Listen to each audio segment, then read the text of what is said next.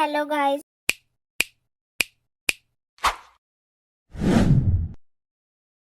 एक बिजनेस के लिए सबसे जरूरी उसका बिजनेस प्लान होता है। तो आज हम FLP के बिजनेस प्लान को जानेंगे। FLP में लेवल होते हैं। लेवल 1 में इसमें हमें फ्री में आईडी बनानी होती है। जैसे ही आप अपनी आईडी बनाते हो तो प्रोडक्ट पर 5% डिस्काउंट मिलना शुरू हो जाता है।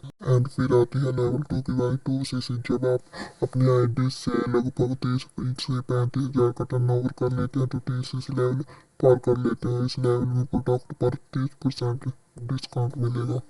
अगर आप किसी और को ये काम सिखाते हो तो आपको 25% रेफरल कमीशन मिलेगी।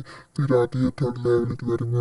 लेवल जब आप अपने साथ 10 से 15 लोगों की टीम बना लेते हैं तो आप सब मिलकर काम करते हैं तो आपका लेवल बढ़ता है। मैंने FLP के बिजनेस प्लान को सबसे आसान तरीके से बताया है। बराबर के प्रोडक्टों की अनबॉक्सिंग वीडियो का लिंक मैंने नीचे दे दिया है, जरूर जाके चेक करें। Thank you for watching this video. Like subscribe.